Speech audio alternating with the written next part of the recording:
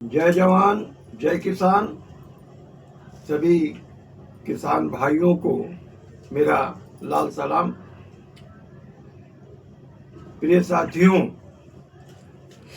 मैं श्रीकांत सिंह सिद्धार्थ, संस्थापक अध्यक्ष एलकेडी अन्नदाता,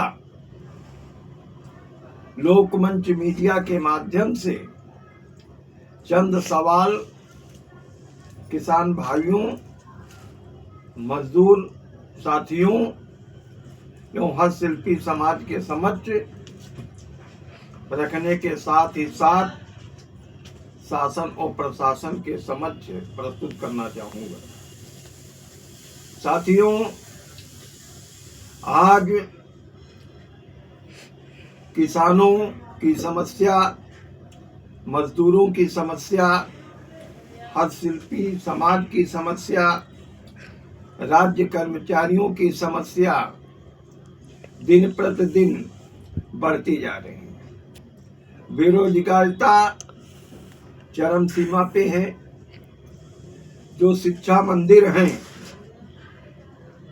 वहां पर भी खास तौर पर ग्रामीण क्षेत्र में जो शासकीय विद्यालय हैं उनकी स्थिति पर पूर्णतः प्रश्नवाचक चिन्ह खड़ा हो गया है।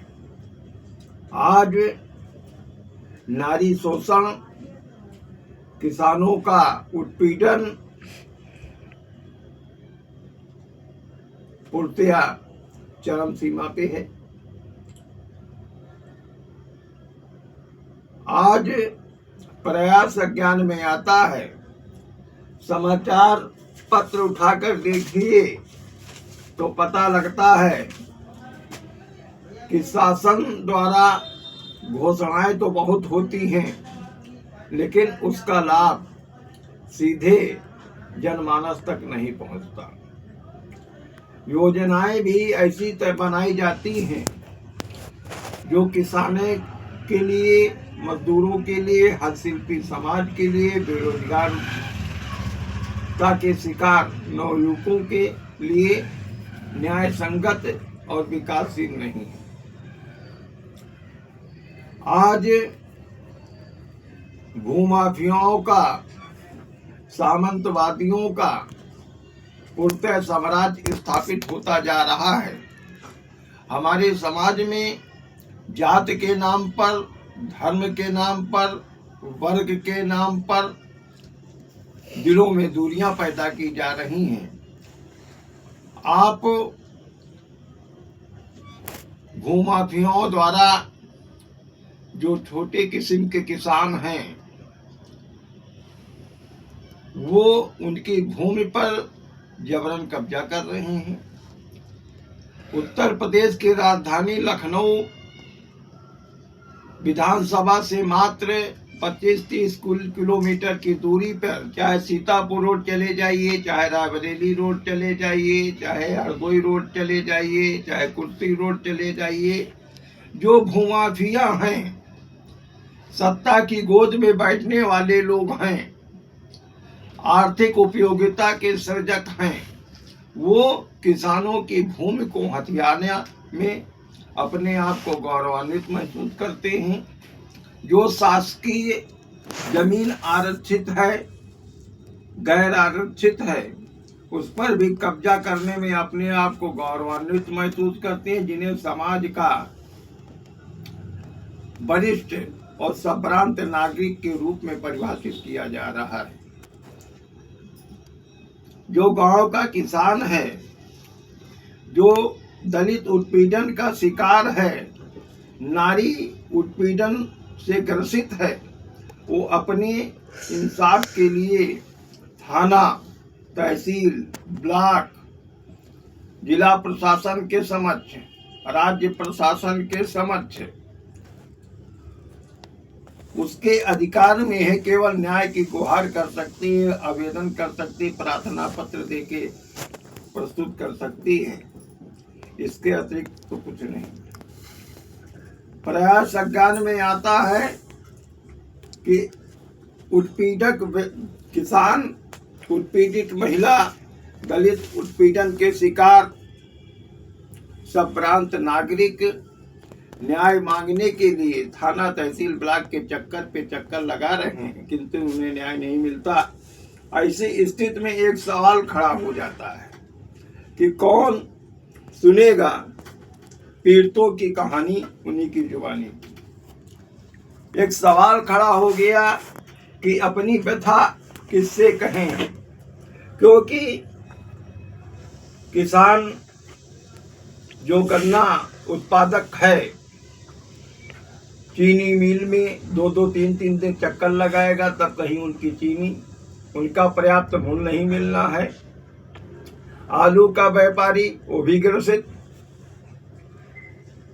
गांव की जो भूमि है, शहर गांव की जो भूमि है, जो जैसे जैसे ग्रामीण क्षेत्र शहरीकरण हो रहा है, उनकी भूमि को विभिन्न योजनाओं के नाम पर, कहीं नगर निगम, कहीं एलडीए, कहीं पार्क के नाम पर, जो उनकी उपजाऊ कृषि योग्य भूमि है, जिस पर किसान परिश्रम करके अन्न उत्पादन करता है, उनकी जमीन को आप राज्य सरकार द्वारा अधिग्रहण कर लिया जाता है और चंद सिक्के देकर, वो भी बार बार दौड़ाने के बाद एक मुश्त न देके घंटों में उनको मुहैया कराया जाता है और उनको भी बेरोजगारिता की लाइन में खड़ा कर दिया जाता है।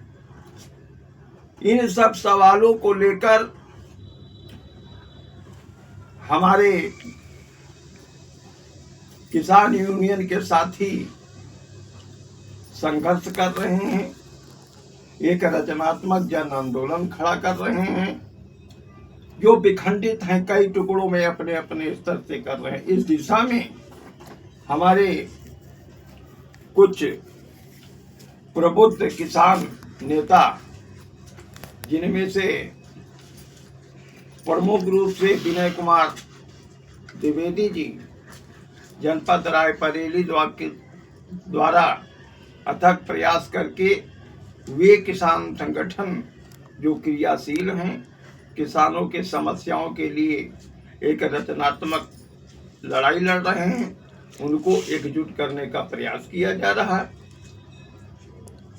उनका प्रयास है कि सभी किसान संगठनों को एक मंच पे लाकर एक संयुक्त मोर्चा का, एक संयुक्त परिसंघ का गठन किया जाए और गठन करने के बाद सभी लोग मिलकर एकजुट होकर किसानों के लिए, मजदूरों के लिए, हर शिल्पी समाज के लिए, उनको इंसाफ दिलाने के लिए संयुक्त रूप से एक लड़ाई लड़ी जाए। मैं श्रीकांत सिंह सिद्धार्थ, संस्थापक अध्यक्ष एलकेडी अन्नदाता, अपने साथियों के सहयोग से,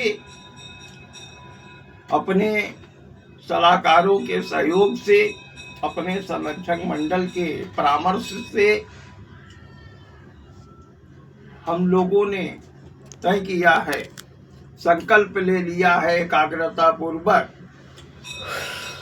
जो ये सवाल खड़ा हो गया है कि अपनी व्यथा किससे कहें, कौन सुनेगा पीड़ितों की कहानी उन्हीं की जुबानी, इसी समस्या को दृष्टिगत किसान न्याय यात्रा मिशन 2030 का हम लोगों ने लक्ष्य रखा है। वर्ष 2026 से लेकर 2030 तक चरणबद्ध तरीके से संपूर्ण उत्तर प्रदेश में प्रथम चरण में लखनऊ मंडल, फैजाबाद मंडल, कानपुर मंडल से हम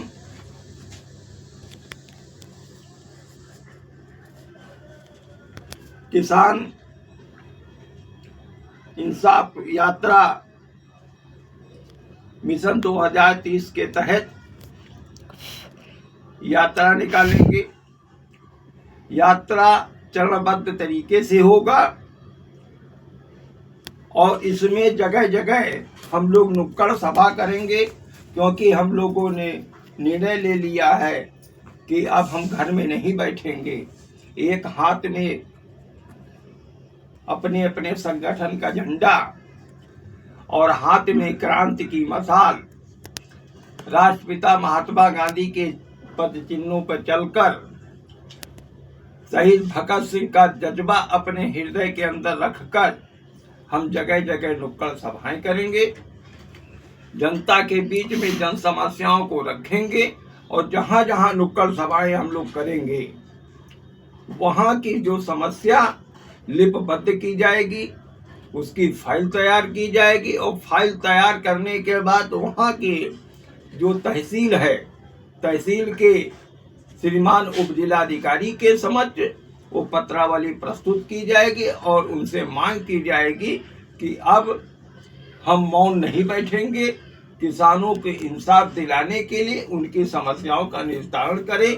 वो चाहे सड़क का सवाल हो, चाहे सिंचाई की सवाल हो, चाहे गन्ना उत्पादकों का सवाल हो, चाहे आलू उत्पादक की समस्या हो, चाहे नारी उत्पीड़न का मामला हो, चाहे बेरोजगारिता का सवाल हो, किसानों, मजदूरों और भारतीय नागरिकों की जो भी समस्याएं हैं जनमानस पटल पर रखा जाएगा। नारी उत्पीड़न के सवाल पर रखा जाएगा। ये भी सवाल रखा जाएगा कि राज्य सरकार ने त्रिस्तरीय पंचायत विधेयक के अनुसार आरक्षण दिया, अनुसूचित जाति की महिलाओं को, पुरुषों को, पिछड़ी जाति के महिलाओं को, पुरुषों को आपने वार्ड सदस्य बना दिया, जिला पंचायत अध्यक्ष बना दिया, नगर पंचायत अध्यक्ष बना दिया, ब्लॉक प्रमुख बना दिया। लेकिन उनके रक्त संबंधी लोग जो उनके अधिकारों का प्रयोग कर रहे हैं, इस सवाल पर राज्य सरकार, केंद्र सरकार, समाज का चौथा स्तंभ जो लोकतांत्रिक तरीके से गांव की सरकार बनाई गई है, उसके अधिकारों का प्रयोग उसके रक्त संबंधी लोग जब कर रहे हैं तो इस सवाल पर राज्य सरकार, केंद्र सरकार, स्थानीय प्रशासन उनको सहयोग क्यों दे रहा है और उनके अधिकारों का जो हनन हो रहा है, इस सवाल पर आखिर मौन क्यों है, इस सवाल को भी जनता की अदालत में रखा जाएगा। समाज के चौथा स्तंभ जो है उसके समक्ष रखा जाएगा। इन सवालों को लेकर यदि न्याय संगत भारतीय संविधान के दायरे में जो समस्याएं रखी जाएगी, यदि स्थानीय प्रशासन उस समस्या का निस्तारण नहीं करती है तो हम लोग आपस में बैठ के जितने भी संयुक्त मोर्चा में संगठन के लोग सम्मिलित होंगे उनके प्रमुखों के समक्ष बात रखी जाए। रखने के बाद एक रचनात्मक प्रदेश व्यापी जन आंदोलन खड़ा किया जाएगा। ये 2026 से 30 तक उत्तर प्रदेश की दशा और दिशा बदलने के लिए एक क्रांतिकारी, एक इंकलाबी कदम उठाया जाएगा। क्योंकि बहुत सहे है जुल्म, अब न सहेंगे हम, क्योंकि अपराधियों के दम तोड़ने हमें।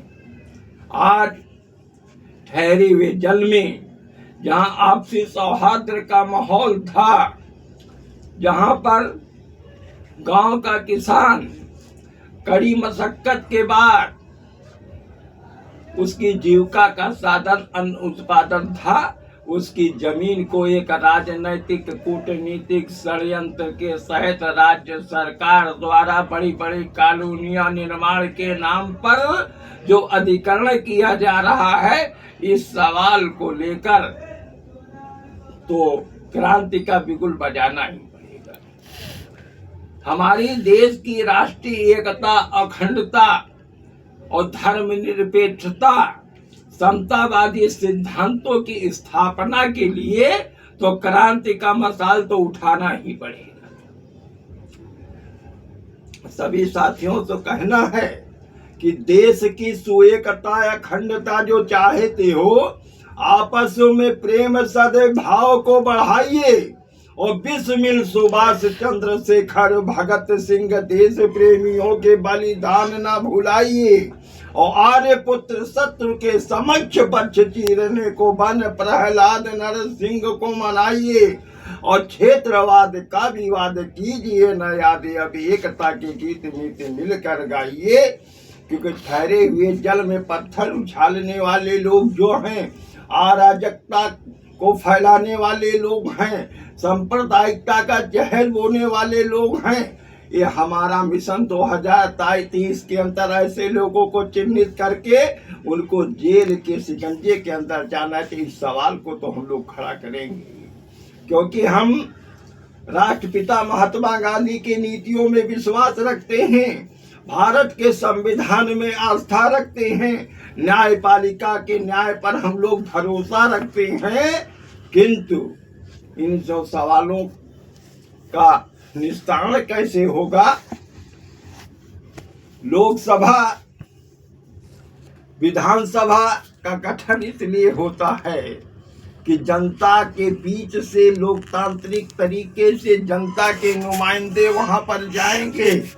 जाने के बाद अपने क्षेत्र का, अपने प्रदेश का, अपने देश का विकास करेंगे।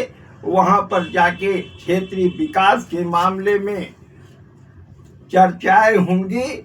लेकिन बड़ी विडंबना के साथ कहना पड़ रहा है, इस देश में आज संसद भवन में, विधानसभा में आपको अपनी बात रखने के लिए, क्षेत्र के विकास पे रखने के लिए, देश की स्थितियों पर रखने के लिए आपको मौन रहना होगा। ये सवाल खड़ा हो गया। इन सवालों को लेकर हम लोग जनता की अदालत में जाएंगे। मेरा कहना है हमारे किसान भाइयों की ओर से कि अब हम लोगों को एक हो जाना चाहिए, एक मंच पे आ जाना चाहिए, क्योंकि अकेला चना फल नहीं फोड़ता है। साथियों, आज आवश्यकता इस बात की है कि हम लोग एकजुट होकर ये लड़ाई लड़ें, समाज की दशा और दिशा बदलने के लिए हम जंग का ऐलान करें, दलितों को इंसाफ दिलाने के लिए इंकलाब का नारा बुलंद करें। इन्हीं सब शब्दों के साथ केवल इतना कहना है कि आओ मिलकर संकल्प करें कि अब इंकलाब का नारा हो और भारत माता के चरणों में अर्पण जीवन सारा हो। जय हिंद, जय भारत, जय संविधान। सभी किसान संगठनों को, किसान भाइयों को क्रांतिकारी अभिवादन के साथ मेरा साष्टांग प्रणाम, मेरा लाल सलाम।